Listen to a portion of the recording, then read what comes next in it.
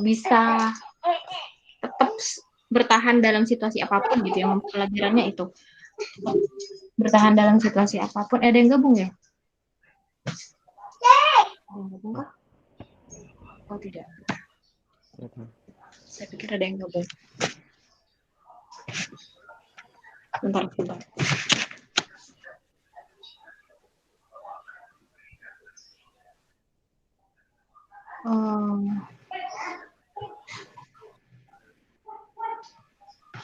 Nah, untuk pertemuan kali ini kita akan ngebahas dulu kontrak kuliah ya, seperti biasa kontrak kuliah, terus saya akan sampaikan sedikit tentang materi pertama, tapi tidak semuanya nanti disampaikan. Jadi, selain kontrak kuliah, ada beberapa materi yang mau disampaikan. Oke, kita mulai saja.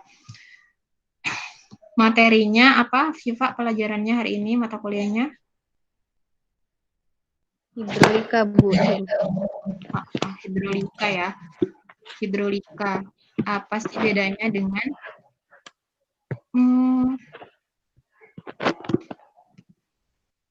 apa bedanya dengan mekanika fluida gitu?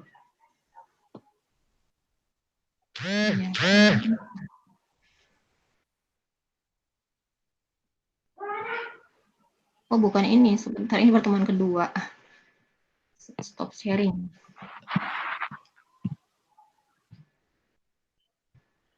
Kok belum ada ya? Pertemuan ke-1. Oke, kita mulai dari pertemuan 1 dulu ya sharingnya. Mas Rizal keluar. Keluar? Tadi kayaknya ada telepon gitu ya?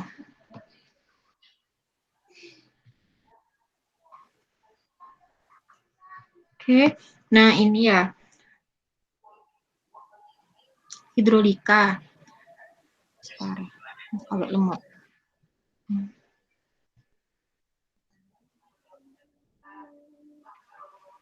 Nah, jadi kita kenalan dulu ya, hidrolika itu apa sih?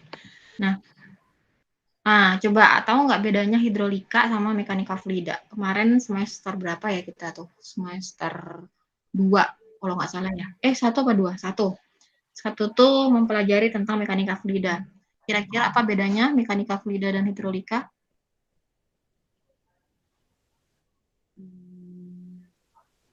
Tahu sih, Pak?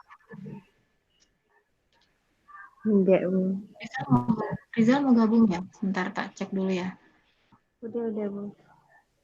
Sudah gabung ya? Sudah langsung gabung belum? Udah, Bu. Udah gabung ya? Masih muncul nggak, Pak? Udah langsung gabung. Masih muncul nggak, Pak? Enggak, Bu. Hilang presentasinya. Udah hilang ya presentasinya ya? Diulangi lagi deh ini. Presentasinya hilang. Kamu kenapa kok tiba-tiba keluar, Zal?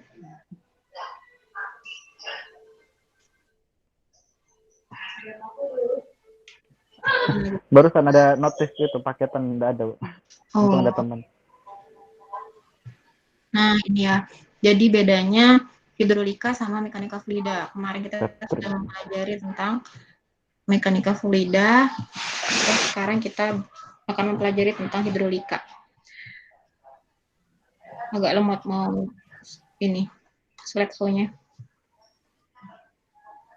Udah, Bu. Udah muncul. Hah? Sudah muncul? Sudah. Cuman nggak slideshow ya? Nggak slideshow ya? Oke. Jadi bedanya ini. Belum sih. Kalau mekanika fluida itu kita dulu kan mempelajari tentang teorinya, sifat fluida, seperti apa sih sifat-sifatnya, ada hukum-hukumnya juga, hukum Bernoulli, terus ada yang Debye itu, hukum persamaan tetap itu, banyaklah yang kita pelajari di mekanika fluida. Jadi lebih membahas tentang teori sifat fluida, persamaan dasar aliran apa aja gitu. Sedangkan di hidrolika itu lebih ke penerapan teori fluida di lapangan tuh kayak apa sih sesungguhnya gitu. Terus kemudian kalau kita ngukur debit di lapangan tuh kayak apa sih? Terus kalau misalnya mau memodelkan di laboratorium atau secara komputasi itu kayak gimana? Itu di hidrolika salah satunya dibahas tentang itu. Jadi analisis rekayasa infrastruktur fluida, termasuk erosi dan adanya transport sedimen. Nah, aplikasi infrastruktur dan transport infrastruktur fluida, seperti contohnya penyediaan air bersih dan sistem perpipaan. Kan juga ada airnya, walaupun itu tidak berhubungan sama laut. Kemudian sistem jaringan drainase, kayak untuk pertanian itu. Sistem pengendalian banjir, itu juga menggunakan konsep hidrolika. Rekayasa sungai, tidak asal kalau mau apa namanya, kalau mau semua mendapatkan manfaat dan tidak sering terjadi banjir, rekayasa sungai itu penting untuk dilakukan, jadi nggak asal menggali gitu. Kemudian pengelolaan dan rekayasa sumber daya air. Kalau ditinjau dari mekanika alirannya, aliran itu terdiri dari dua, yaitu aliran saluran terbuka, ya ada gambarnya itu ya, kemudian aliran saluran tertutup. Kalau terbuka itu contohnya di gambar itu sudah jelas, terbuka atasnya itu langsung berhubungan dengan atmosfer. Jadi mempunyai permukaan yang bebas. Tekanannya jadi langsung dari atmosfer. Kalau yang aliran saluran terbuka, jadi kayak saluran irigasi, itu termasuk aliran saluran terbuka. Kemudian aliran saluran tertutup, jadi tidak mempunyai permukaan bebas karena air mengisi seluruh penampang saluran. Pipa-pipa itu termasuk aliran saluran tertutup. Jadi tidak mempunyai hubungan langsung dengan atmosfer karena dalam suatu pipa gitu. Kalau udah keluar pipa, misalnya dia pipanya jalan terus akhirnya ke laut, udah berhubungan dengan atmosfer, tapi di laut udah lain lagi, bukan aliran saluran tertutup lagi. Misalnya dari sungai gitu ya, dari sungai, kalau dari sungai sih,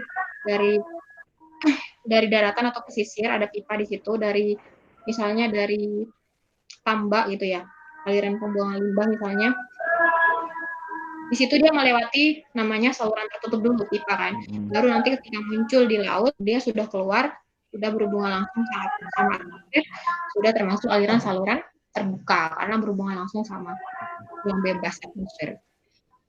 Nah, kalau di laut apakah selalu aliran saluran terbuka? Tidak juga.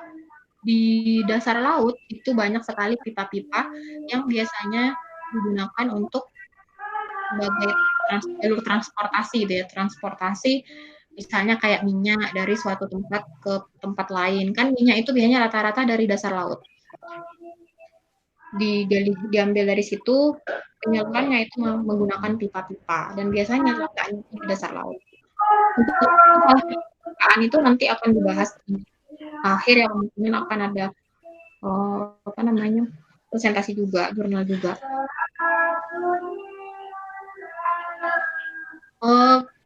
Bisa di-unmute nggak yang siapa ini ya?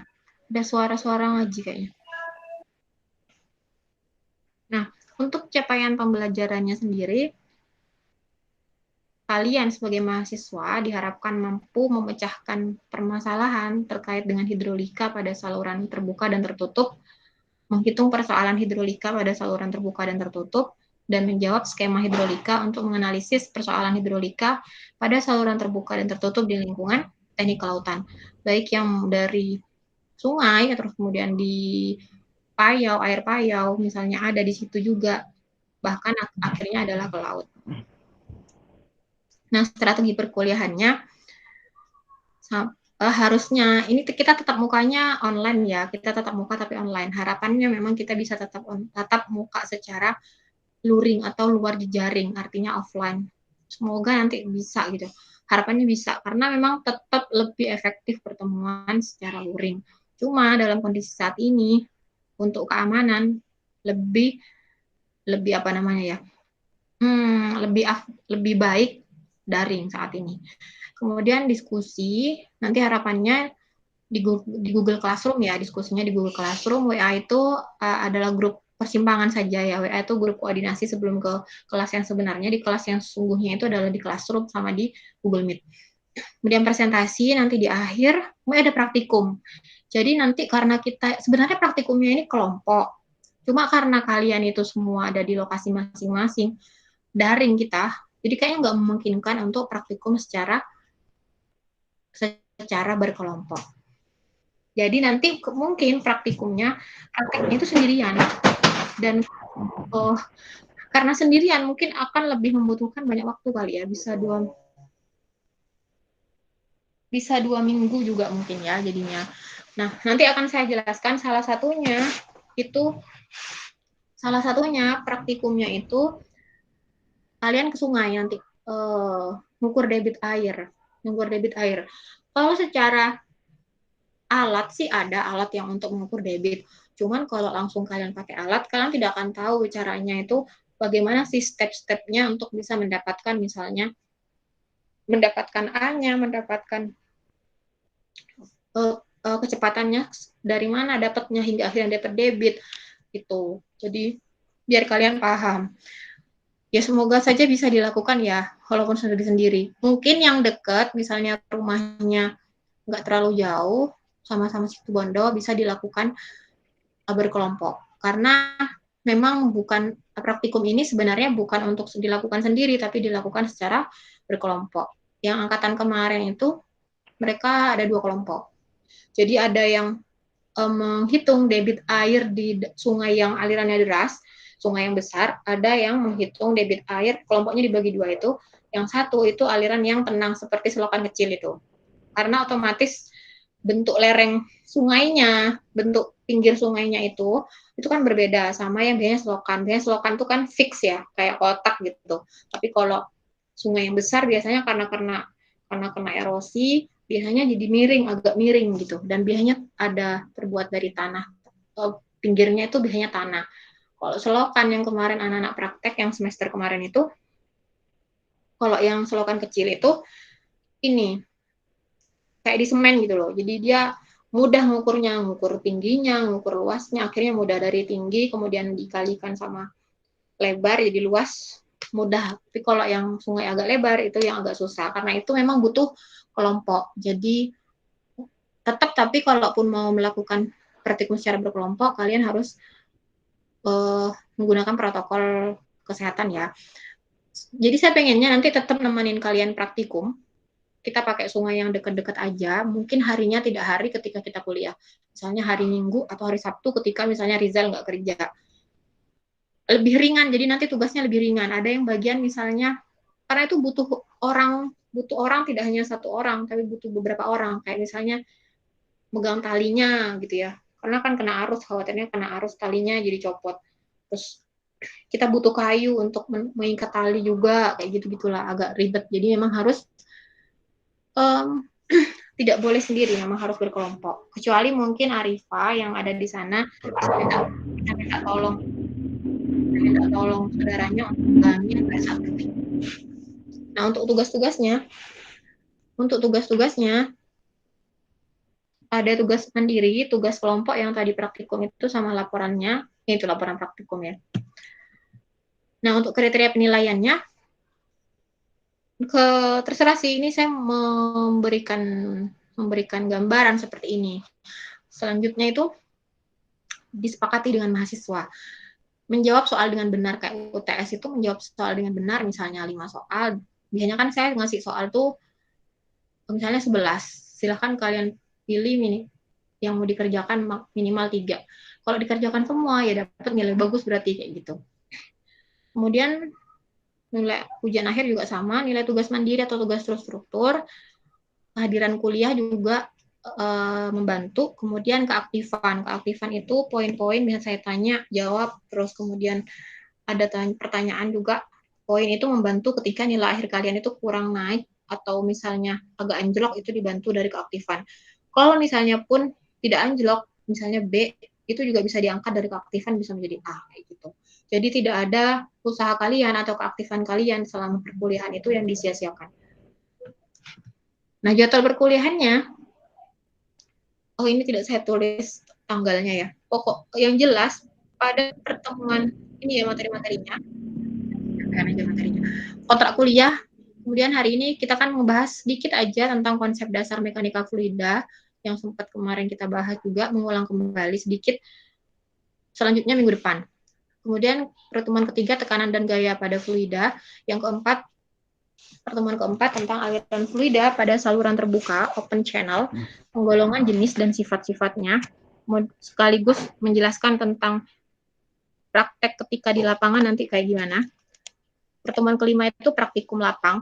Jadi itu kuliahnya, kalaupun kita mau video itu adalah kegiatan kalian di lapangan, kita video kegiatan waktu di lapangan. Terus yang pertemuan keenam, harapannya nanti kita bisa melakukan percobaan aliran di saluran terbuka skala lab. Cuma kalau nggak bisa, nanti kita atur lagi ya. Yang ketujuh, prinsip energi dan momentum. Ke-8, ujian tengah semester. 9, konsep terjadinya aliran seragam.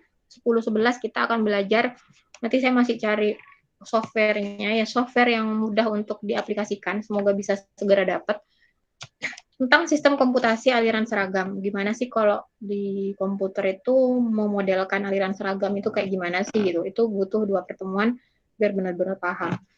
Kemudian yang pertemuan ke-12, perencanaan untuk aliran seragam pada beberapa saluran. Pertemuan 13, aliran tak seragam. Nah, setelah itu, kalau nggak salah ini tanggal 22 Desember ya kalau nggak salah.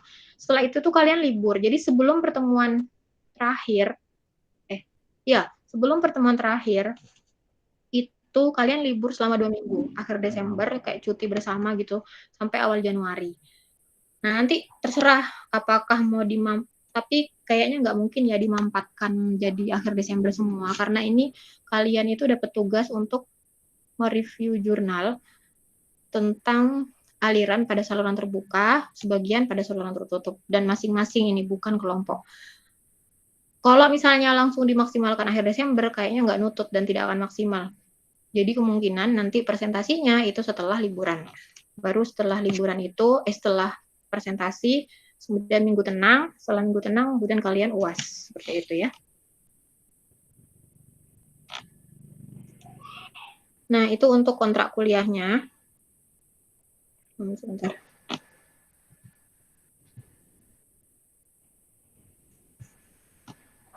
Oh, nggak muncul ini ya. Keluar.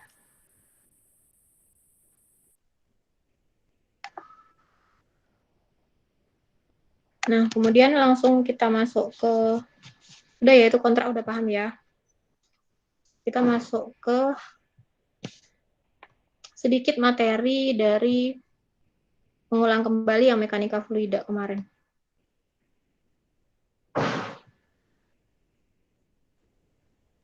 Nah, ini prinsip dasar ya, prinsip dasar hidrolika.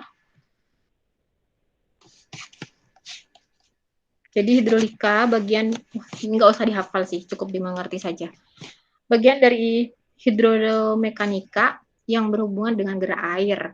Jadi intinya gerak air sih yang diamatin. Untuk mempelajari aliran saluran terbuka, mahasiswa harus menempuh mata kuliah matematika dan mekanika fluida. Jadi mata kuliah bersyarat. Jadi bersyarat nilai matematika dan mekanika fluidanya harus memenuhi. Seperti itu. Tujuan khususnya, kalian bisa menjelaskan karakteristik umum aliran saluran terbuka dalam hubungannya dengan perubahan terhadap waktu dan perubahan terhadap tempat. Jadi di persamaan dasar itu nanti nggak susah kok. Jadi nggak usah melihat dari kata-katanya yang ada kata-kata yang mungkin agak jelimet, ini pasti susah. Enggak kok, gampang kalau kalian mau belajar pasti bisa. Jadi hubungannya dengan elemen geometri saluran di mana aliran terjadi, serta hubungannya dengan viskositas. Apa itu viskositas? Kemarin ingat nggak yang madu itu? Madu, air, kentalan. Nah, ya, kentalan.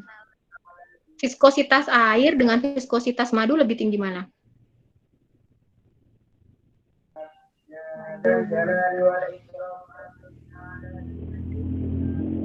Madu. Oh ya, udah gampang ya. Ini hanya istilah saja. Nah ini udah tadi ya, udah jelaskan di awal. Nah, hukum dasar itu yang sempat kemarin kita bahas di mekanika fluida. Ada hukum ketetapan massa atau persamaan kontinuitas. Itu yang nanti kita bahas sedikit, yang selanjutnya dibahas minggu depan. Hukum ketetapan energi atau persamaan energi, hukum ketetapan momentum atau persamaan momentum, perbedaan prinsip aliran pada saluran terbuka dan tertutup, kemudian jenis dan geometri saluran terbuka. Itu yang mau dibahas. Nah ini yang hukum ketetapan massa atau persamaan kontinuitas istilahnya. Apabila suatu fluida mengalir dalam sebuah pipa dengan luas penampang A dan kecepatan aliran fluidanya adalah V kecil, maka banyaknya fluida atau volume itu V besar, yang mengalir melalui penampang tersebut tiap satuan waktu dinamakan debit. Jadi rumus debit itu Q sama dengan A dikali V kecil. A itu luas penampang. V kecilnya itu adalah apa? V kecil, kecepatan aliran meter per sekon. Nah, rumus yang lain itu Q sama dengan V besar per T. V besar itu volume meter kubik dibagi dengan waktu. Coba kalian perhatikan gambar itu ya. Kalian mungkin terbiasa udah nyiram, terus nyiram kalau tanpa dipegang itu ditaruh langsung di tanaman kan, nggak dipencet tengahnya ya. Apa itu namanya ya? Kalau misalnya ya tangannya itu nggak mencet lubang itu, nggak nutup lubang ya. Misalnya tangan kita yang jempol orang itu tidak nutup lubang, berarti kan luas penampangnya besar. Ya nggak sih? Iya, Bu. Nah, misalnya tangannya dia nggak nutupin lubang selang, kan airnya keluarnya itu lebar gitu ya. Cuma karena tekanannya jadi kecil, jadi dia tuh jangkauannya nggak luas gitu, nggak panjang, pendek gitu loh kalau nggak ditutup. Nah, sedangkan kalau ditutup pakai tangan, padahal jumlahnya itu yang keluar dari selang kan sama dengan yang tadi, tapi karena ditutup tekanannya jadi bertambah gitu, sehingga kayak intinya gini deh, kalau dalam kehidupan itu ya, seseorang yang hidup dengan tekanan itu kan kayak kadang-kala itu ingin menunjukkan bahwa saya nggak bisa, melonjaknya itu tinggi atau apa ya, istilahnya itu radikal gitu, lebih radikal kan, alirannya itu cenderung tidak beraturan tapi itu lonjakannya jauh gitu, kayak gini ya, misalnya ditutup kan tekanannya jadi lebih tinggi, nah itu jadi menjauh, jaraknya itu jauh gitu. Kalau mau mengingat-ingat bisa dengan cara seperti itu. Jadi akan sangat berpengaruh tekanan terhadap aliran fluida dan juga debitnya. Nah itu tadi, kan kalau ditutup kan berarti luas permukaannya itu kecil. Kalau ditutup, bisa dipahami ya. Kalau ditutup, luas permukaan keluarnya air itu jadi kecil. A berarti A besar. Nah otomatis akan berpengaruh terhadap V kecilnya atau ke kecepatan. Gitu. Nanti pengaruhnya dia berarti ke Q atau debit. Kayak gitu. Nah, pengaruhnya dengan kalau V besarnya, V besar misalnya misalnya diketahui volumenya. Kalau volumenya semakin banyak, dengan waktunya kan juga otomatis akan, misalnya waktunya sudah ditentukan, volumenya misalnya yang mau dikeluarin itu sebanyak 20 liter, waktunya sama. Nanti debitnya kan jelas berbeda kan? Kayak gitu. Jadi analoginya seperti itu. Dipahami ya? Kalau kalian di konsep lapangan, di lapangan pasti sudah mahir. Wong ini cuma tinggal langsung praktek kayak gitu kan. Apalagi ditambak mungkin nggak ada perhitungan-perhitungan kayak gitu ya. Cukup ya udah, airnya pokoknya volumenya segini gitu. Mau dengan cara lubangnya selang kayak apapun, nggak akan terlalu berefek gitu misalnya. Ngaruh nggak, Rizal? Nggak ngaruh kan ya? Nggak ngaruh gitu. Nggak ngaruh Yang kan penting kalau, volumenya itu segitu. Iya. Cuma kalau misalnya di apa itu namanya, kayak di tempat apa itu ya, kalau di dam itu, di air di dam itu ya, kayak lubang untuk nutup saluran air, nutup buka saluran air, itu kan akan berpengaruh karena aliran air misalnya kayak dari Bondowoso, terus sudah penuh, terus sudah tinggi belum dibuka, kan tekanannya tambah besar. Nah, kan bisa jebol kayak gitu-gitu. Di tempat-tempat seperti itu yang berpengaruh. Hubungan seperti ini. Terus kayak misalnya kita mendesain apa itu namanya, mendesain saluran irigasi biar semua apa namanya, lahan pertanian dapat air itu kan harus dibagi, itu pembagiannya gimana biar dapat semua. Nah, itu sebenarnya ada teorinya biar maksimal alirannya itu sampai ke lahan-lahan itu gitu. Nah, ini yang terakhir pertemuan kita kali ini. Coba ini ya rumusnya ya. Rumusnya tadi diingat ya. Q sama dengan debit itu satuannya meter kubik per sekon. Jadi nanti kalau misalnya saya bertanya tentang debit, terus kalian cuma nulis angka, tidak ada satuannya, maka itu dianggap salah. Jadi kalau debit satuannya meter kubik per sekon. A itu cukup, sebenarnya kalian tuh cukup ngafalin rumus ini aja. Misalnya Q, A dikali V. A itu kan luas. Luas itu biasanya satuannya meter per segi. Berarti meter persegi. V kecil itu adalah apa? V kecil itu adalah kecepatan meter per sekon. Sehingga meter persegi dikali meter per sekon jadi meter kubik. Seperti itu. Kemudian Q yang satu misalnya diketahui volumenya. Volume itu meter kubik. Waktu itu sekon, jadi meter kubik per sekon. Jadi kita pakai rumus yang mana, Bu? Tergantung pertanyaannya. Pertanyaannya itu ada unsur apa?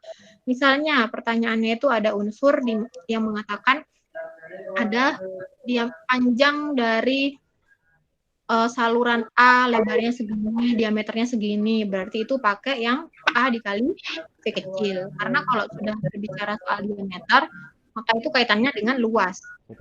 Luas itu A gitu. Nah ini. Nah coba, ini mudah sih ya ini. Bentar.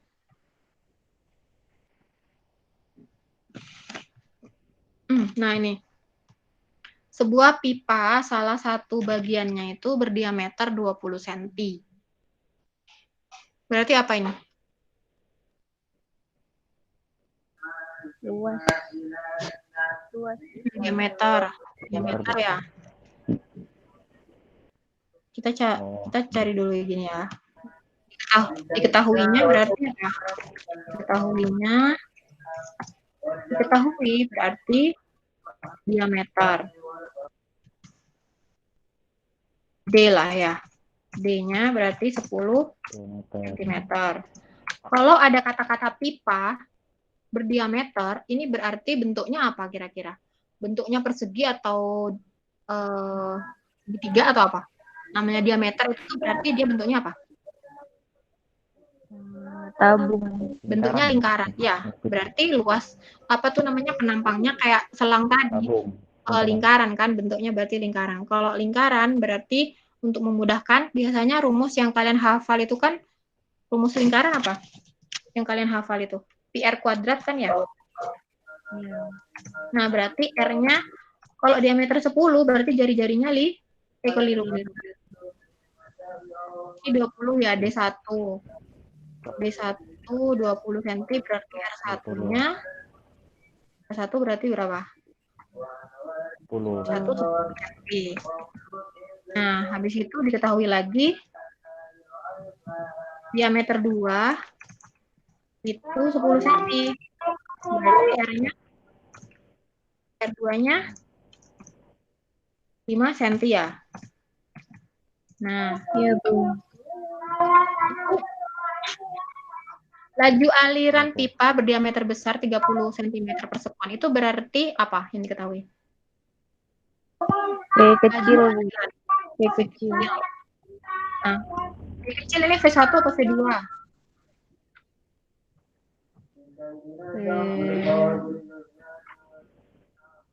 V yang berdiameter besar 1.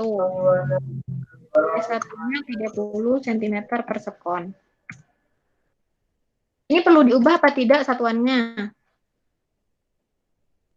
Diubah, Bu. Kenapa kok harus diubah? Kalau tidak diubah berpengaruh nggak? Pengaruh nggak? Pengaruh. Tergantung pertanyaannya. Kalau ini tidak diubah, karena di atas itu sudah sentimeter ya. V1 kan bukan meter per sekon. Kecuali V-nya itu bentuknya meter per sekon. Jadi sentimeter yang di atas tadi itu harus diubah jadi meter. Tapi karena ini V1-nya 30 cm per sekon, diubah pun nggak masalah. Dan di jawaban itu pilihannya kan, pilihan jawabannya sentimeter per sekon kan? Iya nggak? Nyambung ya? Iya, Bu. Terus berarti yang ditanya ini adalah V2. Ditanya ya. Ditanya V2. Terus jawab. Gimana tadi rumusnya? Berarti Q1 sama dengan Q2. Pakai rumus yang, saya taruh di bawah ya. Pakai rumus yang A1 dikali P1 sama dengan A2 kali P2. A1 berapa A1? 10, Bu. A1 10. Yakin. Yakin. A1 kan berarti 3,14 dikali PR kuadrat kan? PR-nya 10 kuadrat. 10 kali 10 berarti 100 ya? Ya, 100. Satunya 30. Kalau sentimeter kali sentimeter, berarti ini sentimeter persegi ya. Terus dikali, ini persegi ya, bukan sentimeter 2. Terus dikali V1-nya. V1-nya 30 cm per sekon. Sama dengan 3,14. Nah, ini bisa dicoret 3,14-nya. 3,14 kali V2. Kali PR kuadrat. A2-nya kan 5. Berarti 5 kali 5, 25.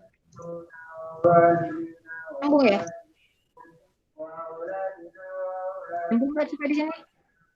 Iya, Bu. Nah, ini bisa dicoret. 3,14 coret. Cuman saya nggak bisa nyoret di sini. Anggap sudah dicoret ya, 3,14 sehingga sisanya berarti angka 100 cm persegi dikali 30 cm per sekon sama dengan 25 cm dikali V2. 100 dikali 30 3.000 ya. 3.000 cm apa? Sentimeter pangkat 3 per sekon. 25 cm persegi dikali V2. Nah, jadi kalau mau cari V2 berarti 3.000 per 25. Bagi 25. 3.000 cm kubik per sekon dibagi 25 cm. 25. Jadi nilainya 100 apa? 120 ya? Hitung. Berapa yuk? Berapa sih? Hitung sih. Hitung sih. Hitung Kan sih katanya Mas Rizal. 100 dibagi 25 aja 4 kali 300 berarti kan 12 kan 20 cm per sekon. Jawabannya yang mana? Yang C, Bu. Yang C ya, mana ya, ada centang di sini. Antar. Loh, centangnya di dalam. Ini intinya C jawabannya ya, 120 cm per sekon gitu. Yang nomor 2 mau dikerjakan bareng atau mau dijadikan tugas? Tugas saja dia. Oh ya, biar yang lain itu. Biar yang lain ngerjain ya. Oke, langsung tak. Tugas saja, Bu. Kenapa, Zal? Tak masukkan ke tugas saja enggak apa-apa, Bu. Masukkan ke Classroom ya. Jadi nanti yang nomor 2 ini tes saya screenshot. Nanti saya masukin ke Classroom, jadi kalian ngerjainnya, ngumpulin tugasnya lewat Classroom seperti biasa, biar langsung di situ dinilai. Kalian juga tahu nilainya berapa. Oke, insya itu ya untuk pertemuan hari ini. Tapi nanti kita lanjut di Classroom. Lanjut di Classroom, yang lain juga biar bisa ikut, Arifa dan lain-lain. Ini perkuliahan hari ini sudah saya rekam, jadi nanti kalian bisa lihat rekamannya, saya masukkan ke channel YouTube, linknya saya kirim nanti di Google Classroom. Oke, itu ya mungkin yang bisa saya sampaikan. Ada pertanyaan nggak? Atau mau tanya di Classroom? di classroom atau Begitu ya. Oke. Ya udah, kita lanjut di classroom ya. Jadi sambil disambi-sambi, Kak, kalau di classroom silakan bisa disambi-sambi, yang jelas jangan kelamaan karena kalau kelamaan juga nguap ilmunya. Jadi nanti bingung, sudah lupa apa yang mau ditanyain. Oke, terima kasih atas kehadirannya. Semoga ilmu yang diberikan ini bermanfaat dan tidak menguap. Dan karena ini adalah pertemuan perdana, kalau ada yang belum paham, tolong benar-benar ditanyain, jangan malu-malu untuk bertanya. Kalau misalnya mau japri juga bisa. Di classroom lebih baik biar teman-temannya juga tahu jawabannya. Karena biasanya yang tidak bertanya itu kadang belum tentu paham, tapi karena dia bingung apa yang mau ditanyain. Setelah ada temannya yang tanya, oh iya ya ternyata begitu, saya juga bingung gitu. Mungkin nanti yang teman-teman di sini bisa mengawali bertanya ya, memancing teman-temannya yang lain. Insya Allah itu, Assalamualaikum warahmatullahi wabarakatuh. Waalaikumsalam warahmatullahi wabarakatuh.